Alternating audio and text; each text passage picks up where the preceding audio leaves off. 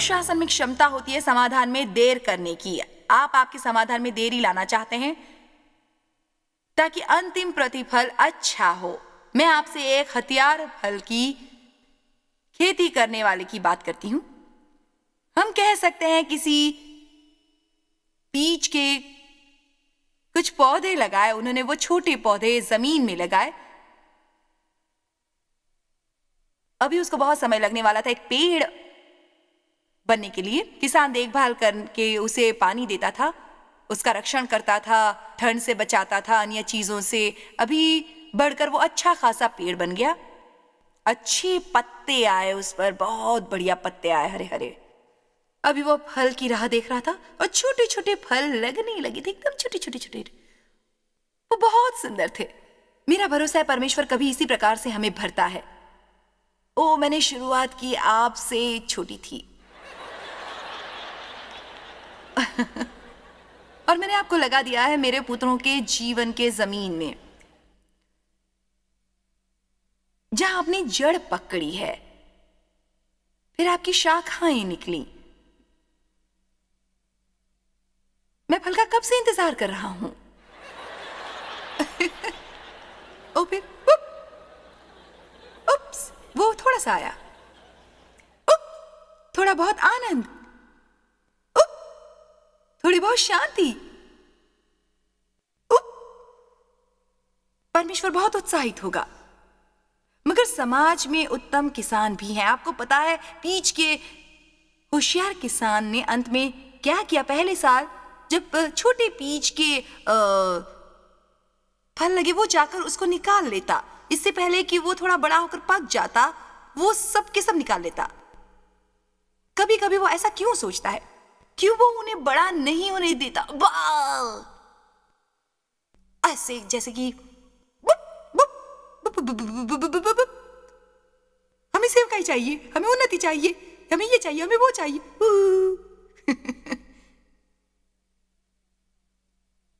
ओ, मैं लोगों के साथ खुश हो जाती हूं। आप बताइए मेरी किताब कैसे लिखो? आपको किताब लिखने की क्या जरूरत है? मूर्खता वाली बात। जिंदगी पूरी किताब बनी रहती है। जाइए कुछ और करिए।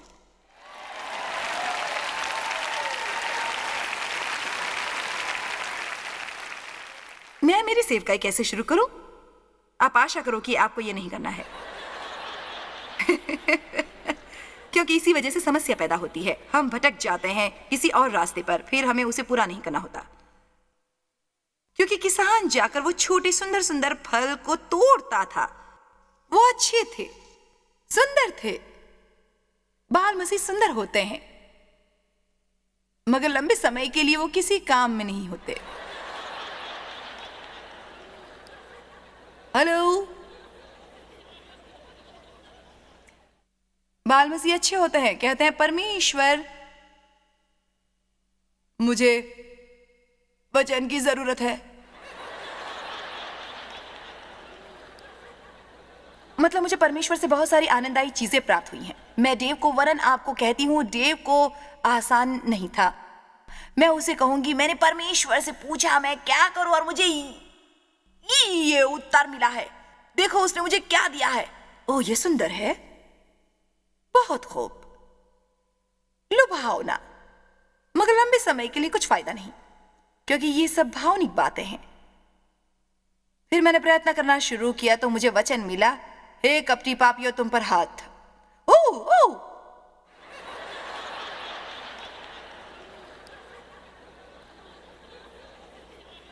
मेरा मतलब मैंने करीब 25 से 30 बार प्रयत्न किया, मगर कुछ नहीं प्राप्त हुआ, कुछ भी नहीं।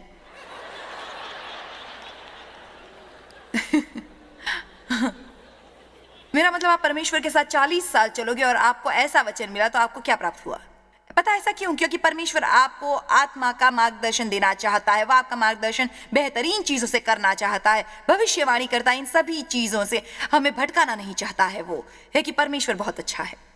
वो हमें अच्छी तरह से रास्ता दिखाना चाहता है, वो हमारे लिए योजना बनाना चाहता है। वो कभी भी नहीं चाहता कि हम किसी ऐसे रास्ते पर जाएं जहां हम भटक जाएं। मैं परमेश्वर के बगैर एक कदम भी नहीं चलना चाहती। इसी बात से परमेश्वर बेहद प्रसन्न होता है।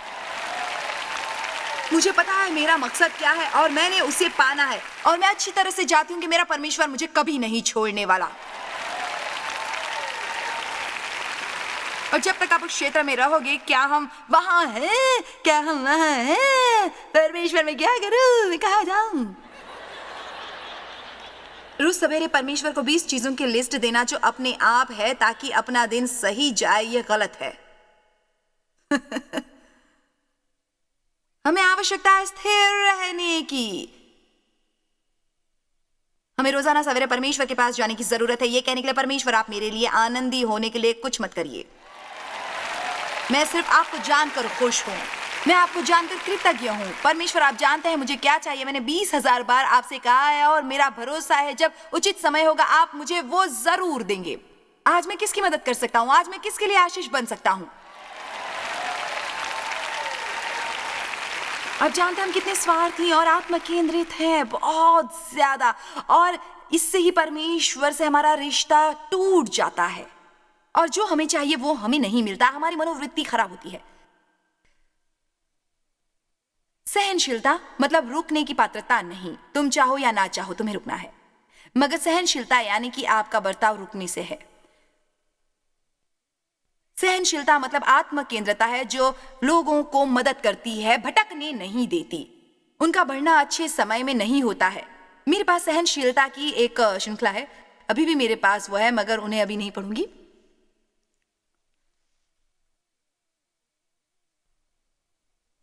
यदि मैं वो श्रृंखला इस टेबल पर रखूं, वो कहेंगे सीखेंगे सहनशील बनना, कोई उसको खरीदेगा नहीं। क्यों ऐसा? क्योंकि आप जब परमेश्वर से कहते हैं आप में सहनशीलता बढ़ाने के लिए, आपको क्या मिलने वाला है? समस्या। अरे भाई, हम जो करते हैं उसी से तो समस्या होती हैं। पहले हमें परमेश्वर को जानना है कि वो हमसे क्या करने के लिए कहता है। यदि हम वही करते हैं तो हम हमेशा के लिए खुश रहेंगे। परमेश्वर हमें धकेलेगा खुशी की तरफ। हमारे जीवन में जो योजना उसने हमारे लिए बनाई है, हम उसी की तरफ धकेले जाएंगे अपने जीवन में।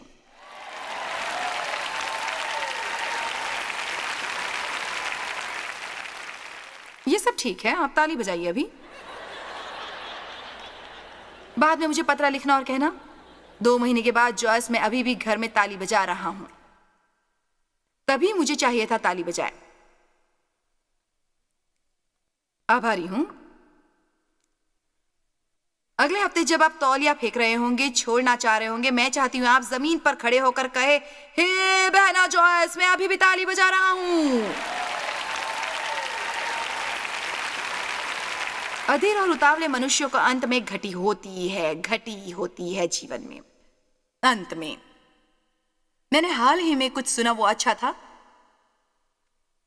मैं एक किताब पढ़ रही थी जो अनुशासन पर थी। उसका लेखक, उसका नाम तो मैं भूल गई कौन था वो। उसने कहा है हमारे पास क्षमता होनी चाहिए सिर्फ हमारी खुशी को योजना बनाने की नहीं, तो अपने दर्द की भी। आभारी हूं।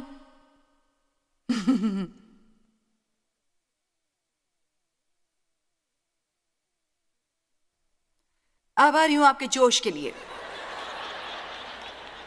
ओ गॉश, पूरी जगह ऐसी हो गई।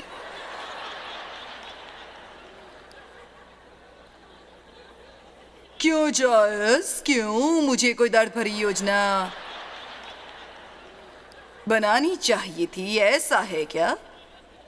मुझे पहले से ही मेरी जिंदगी में काफी तकलीफें हैं। शायद आपने इन तकलीफों की ही योजना बनाई होगी। हम शुरुआत करते हैं। इसका मेरे लिए क्या मतलब है? मैं हफ्ते में 3 बार जिम जाती हूँ अपनी सेहत के लिए। मैं जब दुखी होती हूँ मैं कहती हूँ मुझे विश्वास नहीं है कि मैं इसके लिए प्रार्थना करूँ। मैं इस दुख की योजना बनाती हूँ जो मुझे अभी भी आनंद मिलता है मेरी लड़की के कपड़े पहनने का। हालेलुया।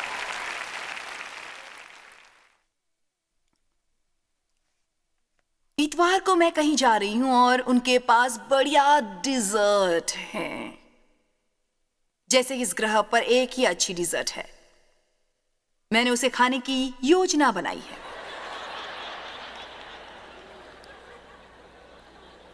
मैंने देखा एक प्लेट में रखा हुआ है, उस पर थोड़ी सी आइसक्रीम डाली है। यह घटना थी, जाकर कहीं बैठना है। आपको मालूम है पहले मैं क्या खाने वाली हूं? मेरी योजना है मेरे दुख को मैंने दोपहर में ब्रेड नहीं खाई। भोजन में मुझे दोपहर में पास्ता खाना था। मैं जो खाने जा रही हूँ इतवार की रात को, उस पर मेरी नजर है। यदि आप दोनों की योजना बना सकते हैं, आपका सुख और आपका दुख, तो आप जीवन में संतुलित रह सकते हैं और ऐसे जीवन पर अंत में बोझ नहीं महसूस होता। मगर आप यही सिर्फ सुख की योजना बनाएंगे तो जीवन में दुख भी आ सकते हैं। हेलो, हमारी सेवकाई पर कोई कर्ज नहीं है, कभी भी नहीं। पता है क्यों? क्योंकि डेव मायर्स में काफी धीरज है। उनका कहना है, हम खरीदेंगे जब हमारे पास पैसे होंगे। इसलिए काफी साल तक हमारा सफर दुख भरा रहा था, क्योंकि हमारे पास बड़ी इमारत नहीं थी और छोटे से टुकड़े के लिए भी भाड़ा दे रहे थे। हमारे लिए सब दूर था, बहुत सारी जगह हमसे दूर थी। एक विभाग यहाँ था, दूसरा विभाग वहां था, तीसरा विभाग वहां था, बहुत दूर दूर। हमें काफी दूर जाना पड़ता था कुछ भी खरीदना हो तो। मगर जब हम अपनी इमारत में चले गए, उसका हमने पैसा दिया हुआ था, हमारे ऊपर दबाव नहीं था, हमने दुख नहीं झेला था, दुख की योजना नहीं बनाई थी। हमें त्वरित मिलने वाले समाधान से ऊपर आना था।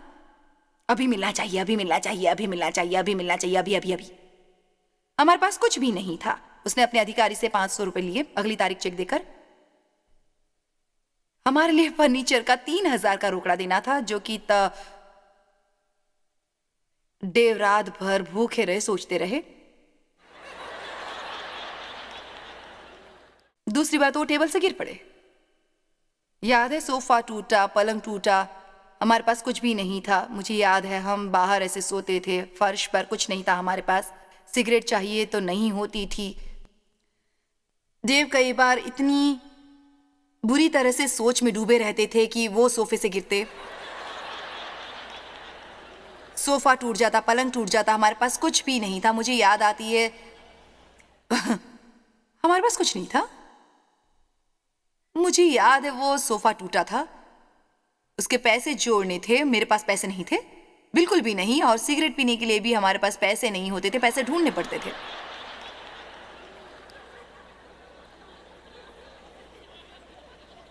मगर मैं आपसे कुछ कहूं, मैंने उन दिनों के लिए कुछ भी नहीं किया। और यदि आपके पास ऐसे साल नहीं होते गुजारने के लिए, मैं हिम्मत से कहती हूं, आप कभी नहीं बढ़ोगे। यदि सब कुछ चांदी की थाली में मिलेगा, आप कुछ नहीं कर पाओगे। आपके पास मेहनत करने के लिए कुछ भी नहीं होगा, किसी के लिए रुकने की जरूरत नहीं है, आपको किसी से भी पूछने की जरूरत नहीं है। आप शायद स्वर्ग में जाओगे, मगर आपको पता है,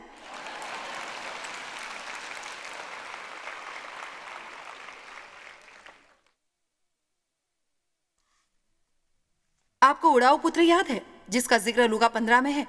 आप शायद जानते होंगे, एक जवान आदमी, एक बड़ा भाई है, पिता काफी रईस है। इस जवान लड़के को अपना वारिस नुमा एक जल्द चाहिए था, उसे अभी चाहिए, उसे रुकना नहीं है। उसने कहा, पिताजी मुझे मेरे वारिस संपत्ति का हिस्सा दे दीजिए। और बाइबल कहती है,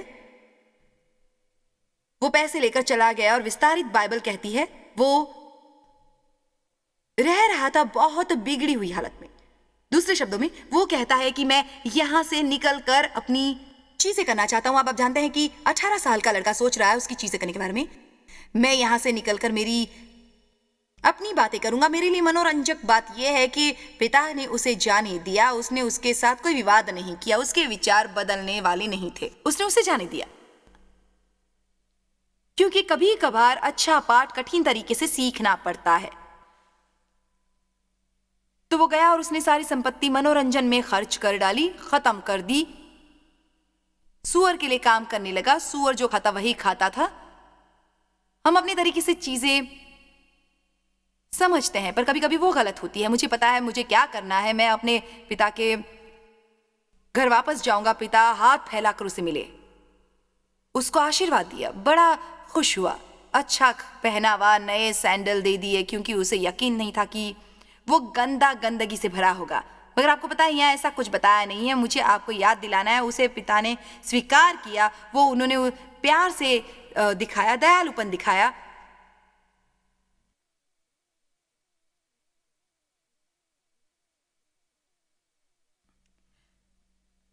आप कोई गलती करते हो उसकी आपको क्षमा की जाती है,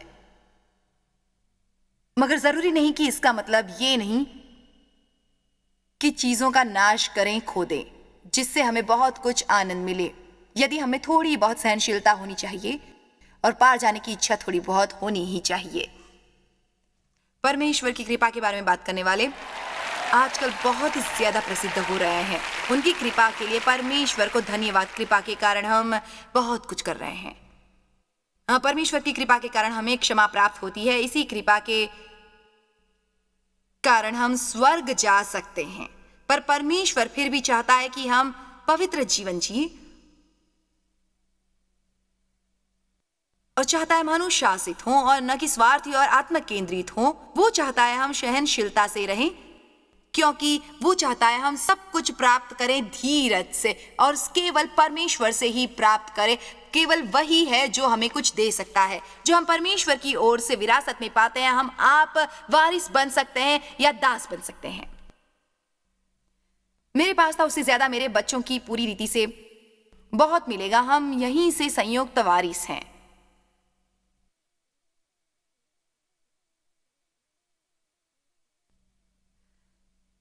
हमें अक्सर हाथ फैलाकर सबका स्वागत करना है,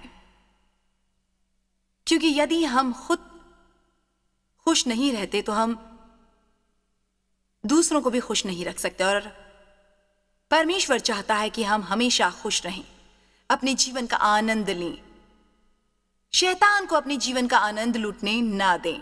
तो यहां पर एक बहुत जरूरी बात मैं कहना चाहूंगी कि जब आप दूसरों की खुशी का अनुभव करने की कोशिश करते हैं, आप खुश होते हैं। कुरिन्थियों 4:5, जब तक प्रभु न आए समय से पहले किसी बात का न्याय न करो। अब मैं विश्वास करती हूँ बहुत से रिश्ते बहुत अच्छी रीति से संभालती थी, पूरी तरह से तबाह हो गए जल्दबाजी के न्याय से। हम किसी की तरफ देखते हैं, हम उन्हें बाहरी रीति पर नापते हैं और हम उन्हें उनके बारे में कुछ भी पता नहीं होता। मुझे पता नहीं क्या होता है मेरे साथ। जो कठिन मुश्किल आवरण मैंने अपने आसपास का रखा था दुखी होने के कारण, यदि उसकी परे डेव ने देखा न होता। सबके पास एक कहानी है। यदि आपने समय निकालकर किसी की कहानी सुनी, अचानक आप समझ सकेंगे कि ऐसी कहानी आपकी भी हो सकती है। जिस तरह से वो बर्ताव करता है और फिर आप उन्हें बर्दाश्त करते हो बहुत समय तक कि परमेश्वर आपका उपयोग करे उनके लिए, अच्छे उदाहरण के तौर पर। और मैं इसी तरह डेव का उपयोग करती हूँ कई उदाहरण के लिए। मैं आपको उस तरह प्रार्थना करने की सलाह नहीं दूंगी जब तक आप तैयार न हो, क्योंकि मुझे निश्चय पता है ये उसने प्रार्थना की। उसने सोचा नहीं था कि उसे मैं मिलूंगी।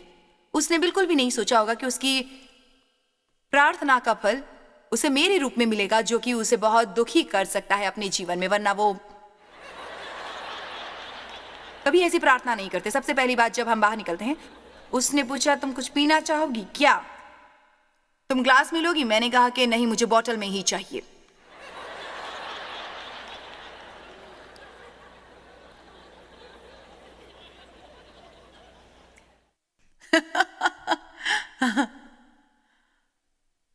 हम सिर्फ 5 बार मिले। उसने मुझे शादी के लिए पूछा था और उसने कहा था सिर्फ 5वीं बार मिलने तक ही रुकेंगे, क्योंकि मुझे डराना नहीं चाहता था। उसने कहा जिस रात में तुमसे मिला तुम मुझे बहुत अच्छी लगी और मैं तुमसे शादी करना चाहता हूं।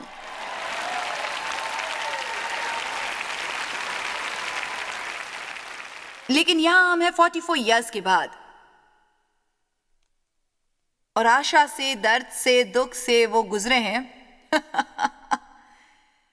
देखिए, आज बहुत से लोग रिश्ते तोड़ देते हैं।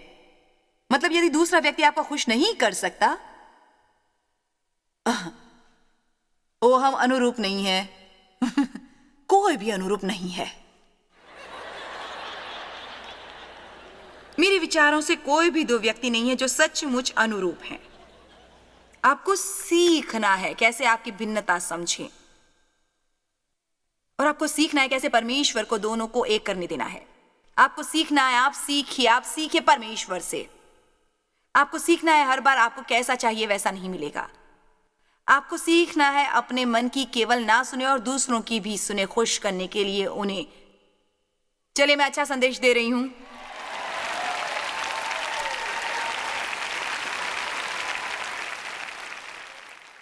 तो हम छोड़ देते हैं। आप ये सोचते हुए रिश्ता ना बनाइए कि अब तुम मुझे खुश करोगे। आप ये सोचते हुए रिश्ता जोड़िए कि ये मेरे जीवन का हर दिन आपको खुश करने के लिए जीऊंगी मैं। और फिर जब आप ये करोगे, आपको पता है क्या होगा? आप इतने खुश होगे जितना आपने सोचा भी नहीं होगा। आप खुद गर्ज और खुश नहीं हो सकते। ये नहीं चलेगा। ये आपको खुश नहीं रखेगा। मेरे बारे में क्या, मेरे बारे में क्या, मेरे बारे में क्या, मेरे बारे में क्या। मुझे प्रतीक्षा नहीं करनी है। मुझे अभी चाहिए, तुरंत चाहिए। अभी अभी। डेव को ऐसी आदत नहीं थी, पर मुझे ऐसी आदत थी जो मुझे बहुत दुखी भी करती थी, और डेव को भी। मेरे कहने का मतलब है मैं गुस्सा हो जाती थी और डेव एक शब्द नहीं बोलते थे, क्योंकि मुझे इतना ही पता था जो कुछ है वो चालाकी और नियंत्रण है। मैंने देखा था मेरे पिताजी मुझ पर ऐसे ही क्रोध करते थे, और मैं मसीही थी।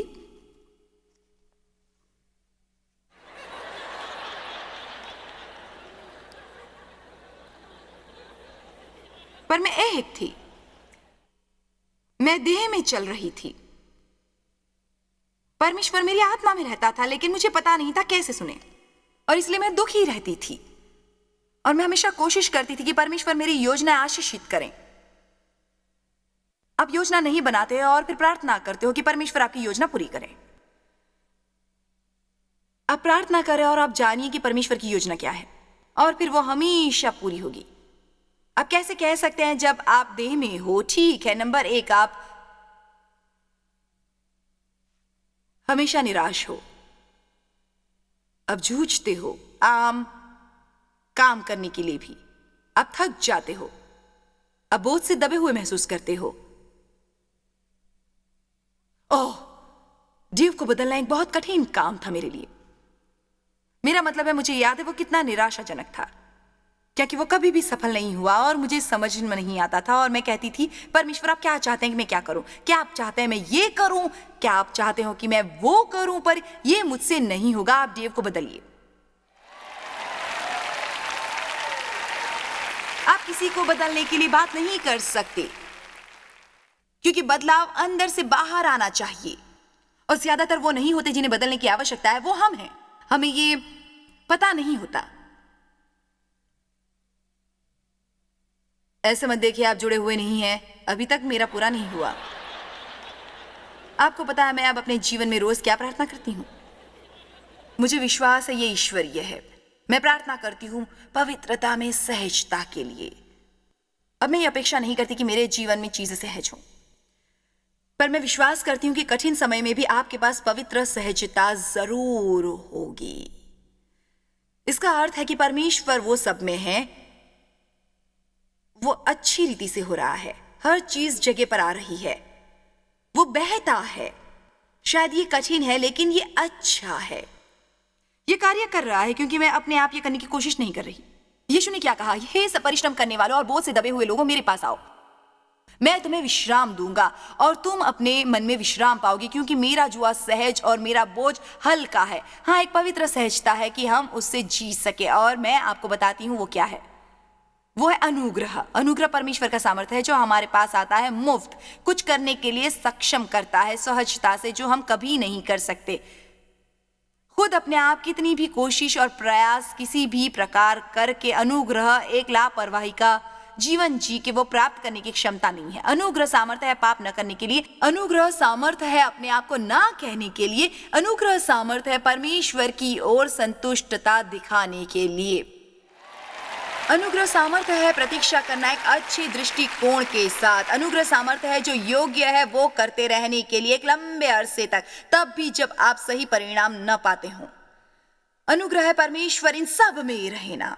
अनुग्रह है परमेश्वर पूरे पारिवारिक जीवन में रहे जो थोड़ा कठिन है।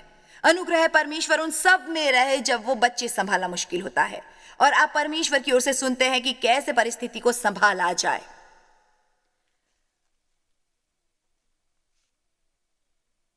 अनुग्रह हमें सिर्फ बचाता नहीं, बल्कि अनुग्रह हमें कुछ शुद्धता के लिए भी देता है। अनुग्रह हमें सामर्थ्य जीने के लिए देता है। अनुग्रह हमें पवित्र सहजता में जीना देता है। कोई बात नहीं कितनी कठिन चीजें हैं, हम कहें कर सकते हैं। हालेलुया, मैं प्रभा में हूँ। मैं चाहती हूँ लोग वैसा जीवन जिए जिसे दिलाने के लिए प्रभु ने प्राण दिए। ठीक है, हम हमेशा जल्दबाजी में होते हैं, मगर परमेश्वर नहीं। उसे ज्यादा लगाव है हमारे में सहनशीलता बढ़ाने के लिए और समय निकालने के लिए। अच्छे स्वभाव से राह देखने से उतावलेपन से कई ज्यादा अच्छे निकाल प्राप्त होते हैं। ये सही में विश्वास के योग्य है। आपकी समस्याओं में इससे आपको मदद मिलेगी। चाहे कुछ भी हो, वचन आपको इसलिए उत्साहित करेगा कि आप रुके नहीं।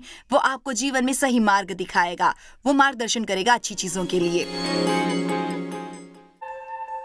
जॉय स्माइल मिनिस्ट्रीज में आप हमारे लिए कितने अहम हैं, इसका आपको अंदाजा नहीं। हम आपके आभारी हैं और हम धन्यवाद करते हैं अपने सब मित्रों और सहयोगियों का कि उन्होंने इस विश्वव्यापी सेवकाई को संभव बनाया। मिलकर हम भूखों को खिला रहे हैं, गरीबों को पहना रहे हैं और कई देशों में सुसमाचार पहुंचा रहे हैं। कृपया हमसे संपर्क करें या विजिट करें jmmindia.org पर। आज ही अपनी प्रार्थना के अनुरोध बताने के लिए, हमारे साधनों के बारे में और जानकारी और जॉयस की सभाओं का शेड्यूल जानने के लिए और हमारे सहयोगी बन जाएं दुनिया भर में मसीह का प्रेम बांटने के लिए।